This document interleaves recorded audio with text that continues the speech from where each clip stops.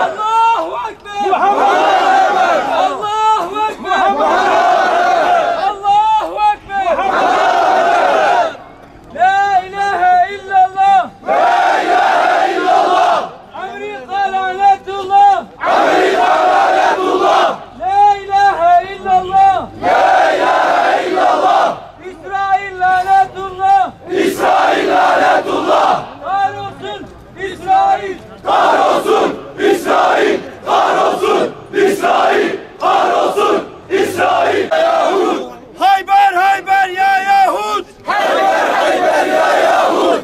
Hayber Hayber ya Yahud! Hayber Hayber ya Yahud! Kahrolsun İsrail! Kahrolsun İsrail! Kahrolsun İsrail! Hamas'a selam! Direnişe devam! Hamas'a selam! Direnişe devam! Tekbir! Allahu Ekber! Tekbir! Allahu Ekber! Tekbir! Allahu Ekber!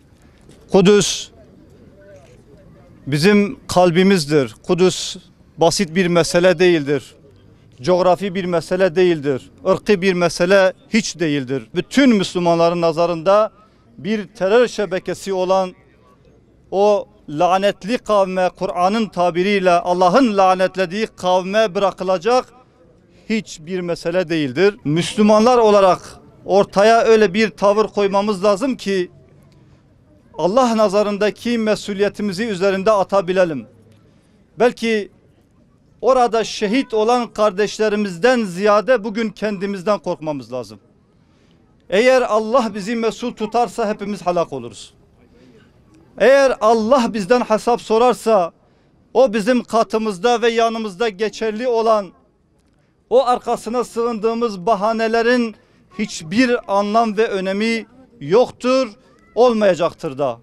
Onun için Müslümanca bir tavır ortaya koymak zorundayız. Müslüman uyuma, kardeşine sahip çık.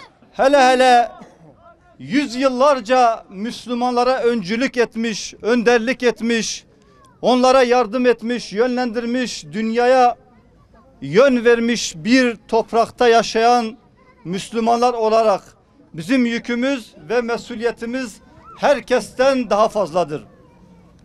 Biz alelade bir devlet ve toplum değiliz. Düşmanlarımız bunun farkında. Buna göre hesap yapmakta. Buna göre stratejiler gelişmektedir.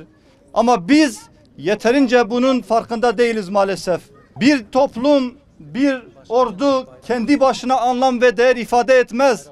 Çünkü herkeste vardır o. Biz Çanakkale Savaşı'nda hangi inançla, ruhla savaşmışsak, hangi maksatla her şeyimizi feda etmişsek, bizi anlamlı kılan, değerli kılan odur.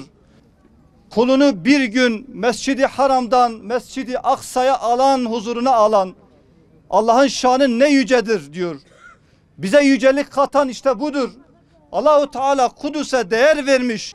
Mescid-i Haram'dan alabilecek kudrete sahipken niye Mescid-i Aksa'dan götürüyor? Bu bize bir mesajdır. Eğer Allah'a yakın olmak istiyorsak, bir değer kazanmak istiyorsak onun yolu Kudüs'ten geçiyor. Kudüs bizimdir, bizim kalacak. Tekbir! Tekbir!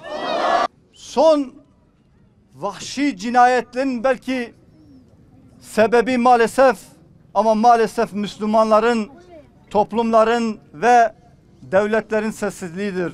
Bizler sessiz kaldıkça, ortaya özellikle somut adımlar atmadıkça onlar başka bir dilden anlamıyor. Biz güçlü olmasak bu zalimler bize insaf etmez. Bunların vicdanı yoktur. Merhamet etmezler. Bakın sistematik bir şekilde bir gün değil, 100 yıl değil, bu Siyonizm zihniyeti, bu Yahudilik zihniyeti binlerce yılın meselesidir. Peygamberleri katleden bir bakış açısıdır, bir perspektiftir. Onun için bütün Müslüman toplumların idarecilerine sesleniyoruz. Diyoruz ki, ey Müslümanların potansiyeliyle, Müslümanların varlığıyla bir yerlere gelen, bir yerlerde olanlar, bu meselede eğer somut adım atmayacaksanız, hala denge siyaseti ve benzeri bizim olmayan argümanlarımızla hareket edecekseniz hangi olaya ne zaman hareket edeceksiniz ve Müslümanca tavır ortaya koyacaksınız?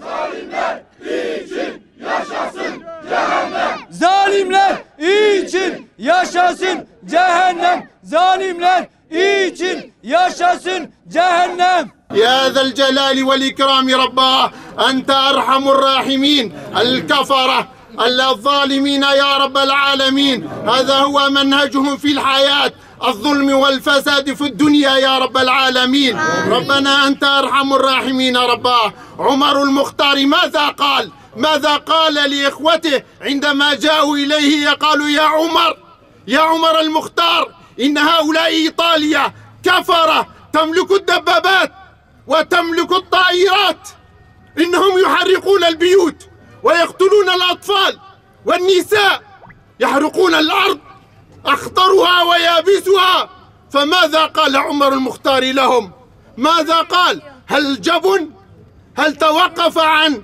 تحرير أرضه قال ما لكم يا رجال ماذا يملكون هذه الطائرات وهذه الدبابات أين تمشي قالوا على الأرض والطائرات قالوا في السماء قال هي تحت العرش أم فوق العرش قال هي تحت العرش قال إن لنا ربا فوق العرش الله أكبر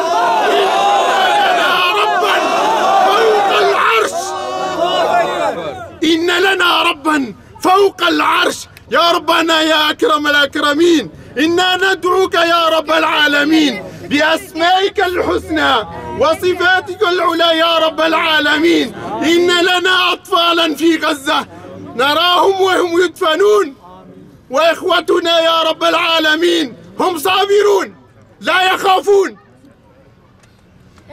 ينتظرون إخوتهم النصرة منهم أنت يا رب العالمين ويا أكرم الأكرمين يدفنون نساءهم بأيديهم تهدم بيوتهم وتغتصب أراضيهم وماذا يقولون الله أكبر